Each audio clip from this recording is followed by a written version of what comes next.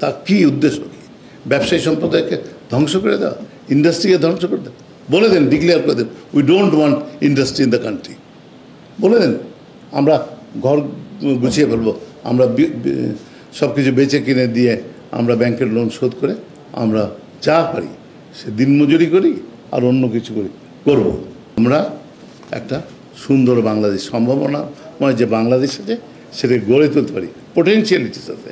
আপনি policy support দেন, আপনি যে লজিস্টিক সাপোর্ট আছে সেগুলি দেন। সরকার যদি প্রোঅ্যাক্টিভ হয় আর আমাদের প্রতি, ব্যবসায়ীদের প্রতি যে আস্থা, সেটা আমার কাছে মনে হচ্ছে এই সরকারে এখনও ব্যবসায়ীদের প্রতি আস্থা এনেছে বলে আমার মনে হয় না। তো তাদেরকে শুনতে হবে, স্টেক হোল্ডার তারা আপনি প্রায় এগ্রিকালচার বাদ দিলে 82% contribution from service and industry and manufacturing industry and আপনার এক্সপোর্ট। আপনি তাদেরকে তো রিকগনাইজ না করলে চলবে না, তাদেরকে রিকগনাইজ করতে হবে এবং তাদের কথা শুনতে হবে এবং সেভাবে ব্যবস্থা নিতে হবে। তো এখন যে জিনিসটা হচ্ছিল যে আমরা যেটা দেখছি, একটা আমার অনুভূতি যে এক্সপোর্ট ইন্ডাস্ট্রিজ বাংলাদেশের একমাত্র চালিকা শক্তি, শুধু সেটা কিন্তু ভাবলে ভুল হবে। কারণ ডোমেস্টিক ইন্ডাস্ট্রি বা এক্সপোর্ট ওরিয়েন্টেড ইন্ডাস্ট্রি অবদান কিন্তু অপরিসীম। আপনার সাপ্লাই চেন দেখেন, আজকে নিত্য প্রয়োজনীয় জিনিসপত্র দেখেন, সেটা কিন্তু আপনার এই ইন্ডাস্ট্রিগুলি ক্যাটার করছে। আজকে বাংলাদেশের ফুডে দেখেন, ফার্মাসিউটিক্যালে দেখেন, ফুটওয়্যার্স দেখেন, যে মানে প্রায় অধিকাংশই এই তারা ডিম্যান্ড মিট করছে, কিন্তু তারা কিন্তু রিকগনাইজ হচ্ছে না। আপনি তাদের ট্যাক্স রেজিম দেখেন, খুব রেগ্রেসিভ। এর মধ্যে অনেকগুলি পাবলিকলি লিস্টেড ডোমেস্টিক ইন্ডাস্ট্রি বা ইম্পোর্ট সাবস্টিটিউট ইন্ডাস্ট্রি রয়েছে। সেখানে পাবলিক লিস্টেড কোম্পানিতে বলা আছে যে আপনি যদি পাবলিকলি লিস্টেড কোম্পানি হন তাহলে আপনি কর্পোরেট ট্যাক্স বেনিফিট পাবেন 22%।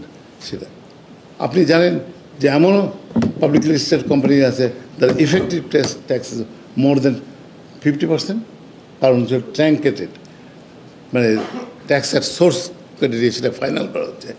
এই যে ডিসপ্যারিটি, এটা তো ডিসকারেজ করছে পাবলিক লিস্টেড কোম্পানিতে আসার জন্যে। তারপরে আজকে দেখেন এসএসসি যে অবস্থা আজকে দাঁড়িয়েছে, আমি দুঃখের সাথে বলছি যে এতদিন এটাকে ম্যানিপুলেট করা হয়েছে, এটাকে ধ্বংস করা হয়েছে, সুবিধাভোগীরা এটাকে সম্পূর্ণভাবে ধ্বংস করেছে। তার থেকে ফিরে আসার জন্যে আমাদের নতুন প্রচেষ্টা করতে হবে, যাতে আমরা কেন ডেট বেসড ইকোনমি হব, কেন আমরা ইকুইটি বেসড হব না, সেই জায়গাটা আমরা আসতে পারছি না। এবং হুইশানটিকে যদি এই পরবর্তী সময়ে একমাত্র কাজ হয়, সেটা হবে না। চলবে, যারা দোষ করেছে তাদেরকে বিচারের মধ্যে আনতে হবে, তাদের অ্যাকাউন্টেবল করতে হবে, কিন্তু নতুনভাবে তো শুরু করতে হবে। যে ব্যাকলগগুলি ছিল, যে অব্যবস্থাপনাগুলি ছিল, যে জিনিসটা অ্যাড্রেস করা সেগুলো করতে হবে। তাহলে মানে ইকোনমি মুভ করবে কীভাবে? আমরা এখানে একটা বিরাট মানে স্থবিরতা দেখতে পাচ্ছি। ব্যাংকের ইন্টারেস্ট রেটের কথা বলা হয়েছে, 14-15% কথা বলেছেন তো, effectively it is more than that. কেন কিউমুলেটিভ চক্র বৃদ্ধি যে সুদ, সেটা দেখা যাবে যে যেটা 14-15%, 17-17.5% হয়ে যাচ্ছে। কোন ইন্ডাস্ট্রি এত পার্সেন্ট প্রফিট করে? কোনটা? আপনি ক্লাসিফিকেশন রুল করেছেন 1 সেপ্টেম্বর থেকে ইফেক্টিভ হয়েছে, একটা ওভারডিউ হলে আপনি ক্লাসিফাইড হয়ে যাবেন। তা কী উদ্দেশ্য কী? ব্যবসায়ী সম্প্রদায়কে ধ্বংস করে দেওয়া, ইন্ডাস্ট্রিকে ধ্বংস করে দেওয়া? বলে দেন, ডিক্লেয়ার করে দেন, we don't want industry in the country. বলে দেন, আমরা ঘর গুছিয়ে ফেলবো, আমরা সব কিছু বেচে কিনে দিয়ে আমরা ব্যাংকের লোন শোধ করে আমরা যা পারি সে দিনমজুরি করি আর অন্য কিছু করব। এইটা আমরা দেখছি যে এই জায়গাটা কেন যেন বাংলাদেশ ব্যাংক কিন্তু বেশ কিছু ভালো কাজ করেছে, তো করছে, চেষ্টা করছে, কিন্তু এই জায়গাটা কেন করছে না? এটা কি IMF-এর কোনো প্রেসক্রিপশন? তো IMF-এর সব প্রেসক্রিপশন কি মেনে আমরা চলতে পারবো? আপনার পৃথিবীর যেসব দেশে IMF লোন নিয়েছে সেখানে কিন্তু দেখা গেছে শুধু ভালো হয়নি, যেটা মাসুদ রিয়াজ বলেছেন, কমপ্লায়েন্স ইস্যুটা ট্রু, কিন্তু অন্য ইকোনমির অন্য জায়গায় কিন্তু ক্ষতিগ্রস্ত হয়েছে, সেটা আমাদের মূল্যায়ন করতে হবে। আপনারা আরও এখানে আরও কথা এসছে যে এনবিআরের কথাটা আসছে। এনবিআর এমন একটা রেগুলেটরি অথরিটি যার উপর আমাদের ব্যবসা বাণিজ্য ইন্ডাস্ট্রি সব ডিপেন্ডেন্ট।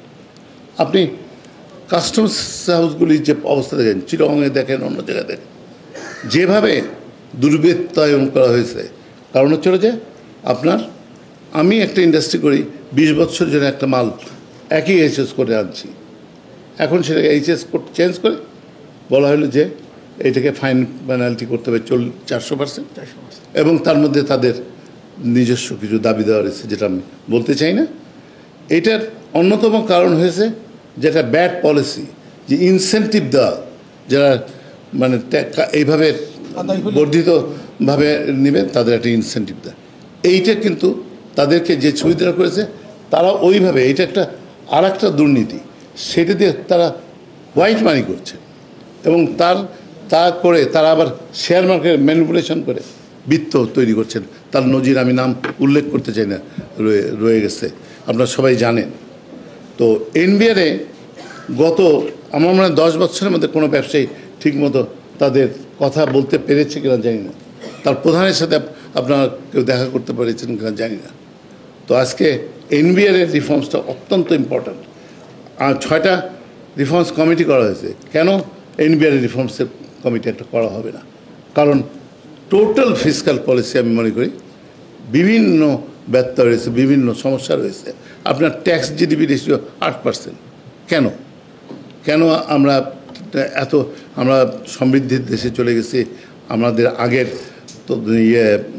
বিবিএসের তথ্য অনুযায়ী $2700 আমাদের পার ক্যাপিটাল ইনকাম, এখন হয়তো সঠিক হয়ে আর কমবে বা একটা কিছু হবে। কেন আমরা তাদেরকে সবাইকে ট্যাক্সের আওতায় আনতে পারছি না?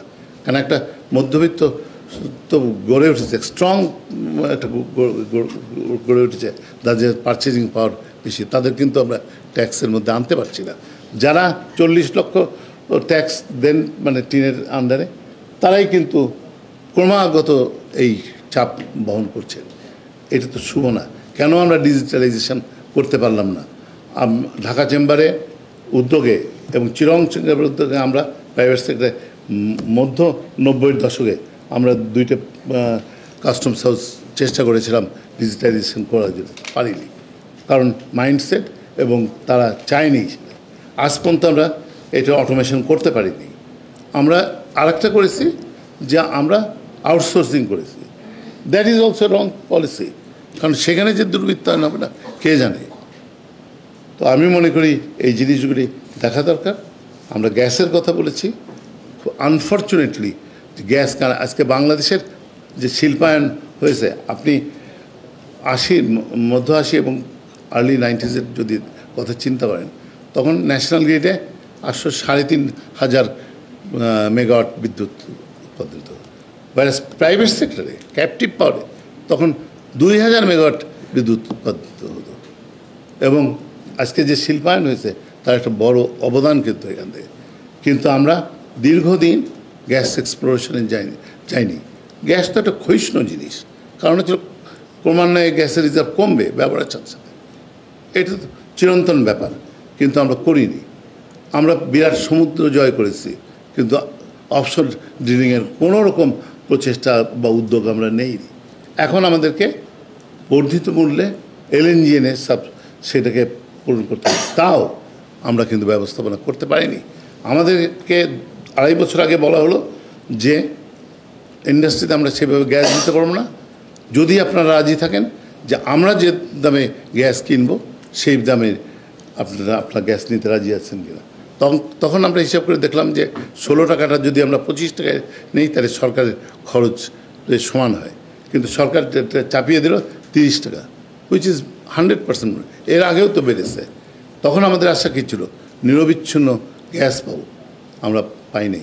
এখন অধিকাংশ গাজীপুর ধরেন, অন্য জায়গায় আসে গ্যাস থাকে না, একদম জিরো ইয়েতে চলে আসে।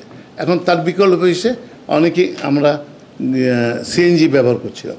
এখন কালকে দেখলাম পত্রিকায় যে নরসিংদীতে প্রতিবাদ হচ্ছে যে গাড়ির সিএনজি দিতে হবে, ইন্ডাস্ট্রিতে দেওয়া যাবে না। তো আমাদের তো প্রায়োরিটি ফিক্স করতে হবে ইকোনমিক কস্ট বেনিফিটের বেসিসে, কোনটা আমার দরকার, আমার কি ডোমেস্টিক দরকার না ইন্ডাস্ট্রির দরকার, এটা তো ডিফাইন করতে হবে। আর গ্যাসের যে চুরি সেটা তো আমরা জানি, যেটাকে সিস্টেম লস বলা হয়, এটা মানে ভদ্রভাবে বলার জন্যে, চুরি তো বলা যায় না, সেই জন্যে।